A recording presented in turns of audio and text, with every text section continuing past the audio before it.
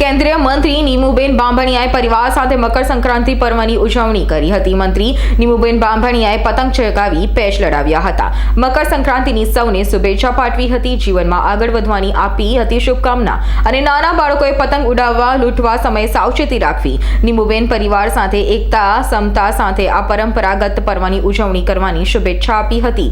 મકર સંક્રાંતિના પાવન પર્વની દેશવાસીઓને ખૂબ ખૂબ શુભકામનાઓ પાઠવું છું।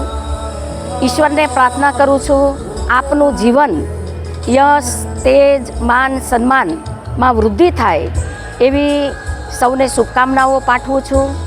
આદરણીય વડાપ્રધાન શ્રી નરેન્દ્રભાઈ મોદી સાહેબ જ્યારે ગુજરાતના પ્રવાસે આવ્યા હતા અને ત્યારે આંતરરાષ્ટ્રીય પતંગ મહોત્સવમાં સહભાગી બન્યા હતા।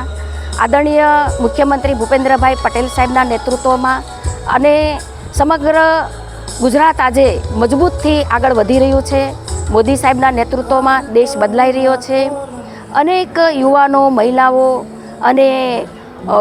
મહિલાઓને આજે પ્લેટફોર્મ મળી રહ્યું છે, સશક્ત બની રહ્યા છે, કિસાનો સશક્ત બની રહ્યા છે। ત્યારે આવનાર દિવસોની અંદર સમગ્ર લોકોનું જીવન એક સુખમય સમૃદ્ધિમય બને એવી સૌને ખૂબ ખૂબ શુભકામનાઓ પાઠવું છું। इरफान सोलंकीનો રિપોર્ટ S9 ન્યૂઝ ભાવનગર। અમારી તમામ માહિતીથી અપડેટ રહેવા માટે જોડાયેલા રહો S9 ન્યૂઝ સાથે।